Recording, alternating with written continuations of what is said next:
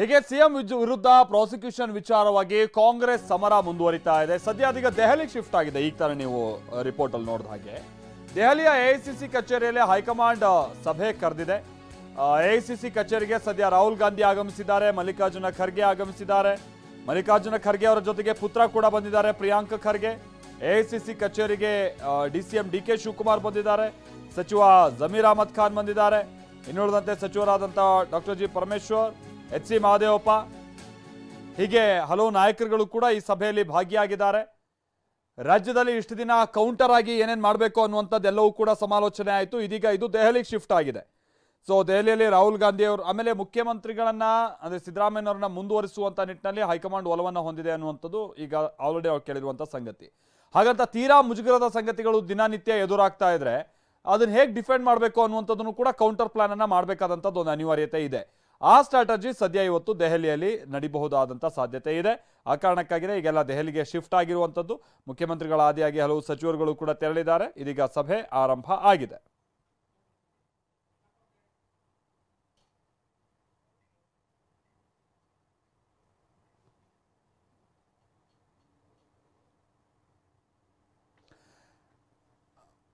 AICC ಅಧ್ಯಕ್ಷರ ನಿವಾಸದಲ್ಲಿ ಕಚೇರಿಯಲ್ಲಿ ನಡೀತಾ ಇರುವಂಥ ಎಐಸಿಸಿ ಕಚೇರಿಯಲ್ಲಿ ನಡೀತಾ ಇರುವಂಥ ಸಭೆ ಇದು. ಎಐಸಿಸಿ ಅಧ್ಯಕ್ಷರು, ಅವರ ಪುತ್ರ ಅಂದರೆ ಸಚಿವ ಕೂಡ ಪ್ರಿಯಾಂಕ್ ಖರ್ಗೆ ಸೇರಿದ ಹಾಗೆ ಬಹಳಷ್ಟು ಮಂದಿ ಎಲ್ಲ ಭಾಗಿಯಾಗಿದ್ದಾರೆ.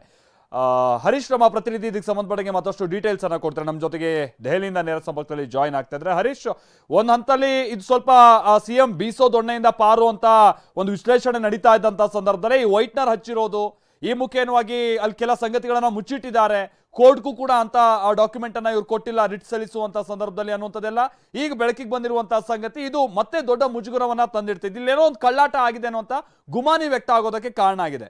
ಅದರ ನಡುವಿನಾಗ ಕೌಂಟರ್ ಸ್ಟ್ರಾಟಜಿಯನ್ನ ರೂಪಿಸುವಂತ ನಿಟ್ಟಿನಲ್ಲಿ ಇದೆಲ್ಲ ದೆಹಲಿಗೆ ಶಿಫ್ಟ್ ಆಗಿದೆಯಲ್ಲ, ಇವತ್ತು ಏನೇನು ವಿಚಾರಗಳು ಪ್ರಸ್ತಾಪಕ್ಕೆ ಬರ್ಬೋದು, ಯಾವ ರೀತಿ ಅಂತ ಒಂದು ನಿರ್ಧಾರಕ್ಕೆ ಇವತ್ತು ಬರ್ಬೋದಂತ ಚಾನ್ಸಸ್ ಇದೆ ಕೌಂಟರ್ ಆಗಿ ಅಟ್ಯಾಕ್ ಮಾಡುವಂತ ನಿಟ್ಟಿನಲ್ಲಿ ಅಥವಾ ಇದನ್ನು ಡಿಫೆಂಡ್ ಮಾಡ್ಕೊಳ್ಳುವಂತ ನಿಟ್ಟಿನಲ್ಲಿ? ಹರೀಶ್.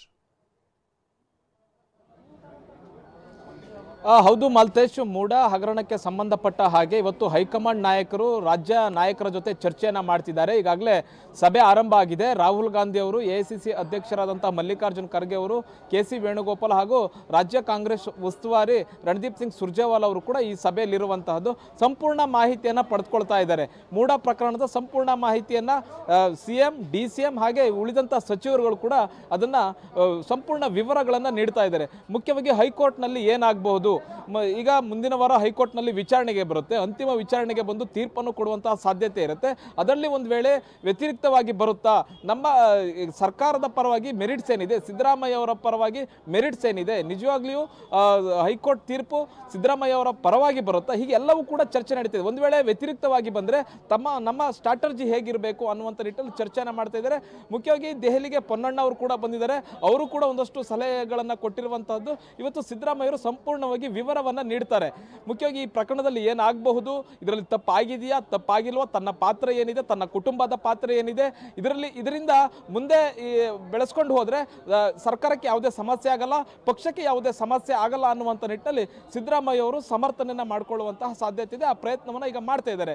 ಇನ್ನು ಮುಖ್ಯವಾಗಿ ಬಿಜೆಪಿ ನಾಯಕರಾಗಿರ್ಬೋದು, JDS ನಾಯಕರಾಗಿರ್ಬೋದು, ದಿನನಿತ್ಯ ಸರ್ಕಾರದ ವಿರುದ್ಧ ಅಟ್ಯಾಕ್ ಅನ್ನ ಮಾಡ್ತಾ ಇದ್ದಾರೆ.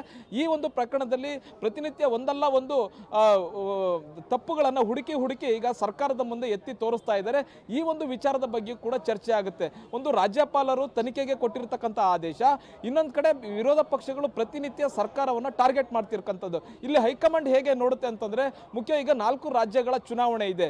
ಈ ಕರ್ನಾಟಕದಲ್ಲಿ ಒಂದು ಭಾರಿ ಪ್ರಮಾಣದಲ್ಲಿ ಭ್ರಷ್ಟಾಚಾರ ನಡೀತಾ ಇದೆ. ಸಿಎಂ ಸಿದ್ದರಾಮಯ್ಯ ಅವರೇ ಈ ಒಂದು ಹಗರಣದಲ್ಲಿ ಭಾಗಿಯಾಗಿದ್ದಾರೆ ಅನ್ನುವಂತಹ ಸಂದೇಶ ಉಳಿದ ರಾಜ್ಯಗಳಿಗೆ ಹೋಗಬಾರದು ಅನ್ನುವಂತಹ ದೃಷ್ಟಿಯಿಂದ ಹೈಕಮಾಂಡ್ ಆದಷ್ಟು ಇದನ್ನ ಸಾಲ್ವ್ ಮಾಡುವಂತ ಪ್ರಯತ್ನವನ್ನ ಮಾಡ್ತಾ ಇರುತ್ತೆ. ಈಗ 4 ರಾಜ್ಯಗಳ ಚುನಾವಣೆಗಳ ಮೇಲೆ ಕೂಡ ಇದು ಪರಿಣಾಮ ಬೀರುತ್ತೆ. ಹಾಗಾಗಿ ಇದರ ಮುಖ್ಯ ಏನಿದೆ, ಇದು ಮೂಡ ಹಗರಣದಲ್ಲಿ ನಿಜವಾಗ್ಲೂ ಹಗರಣ ಆಗಿದೆಯಾ, ಸಿದ್ದರಾಮಯ್ಯ ಅವರು ತಪ್ಪಿತಸ್ಥರಿದ್ದಾರಾ ಇಲ್ಲಿ ಅನ್ನೋಂಥ ಎಲ್ಲ ಮಾಹಿತಿಯನ್ನು ಕಲೆ ಆಗ್ತದೆ. ಮತ್ತೆ ಸಚಿವರುಗಳು ಕೂಡ ಸಿದ್ದರಾಮಯ್ಯ ಅವರ ಪರ ಬ್ಯಾಟಿಂಗ್ ಅನ್ನ ಮಾಡ್ತಾ ಇದ್ದಾರೆ.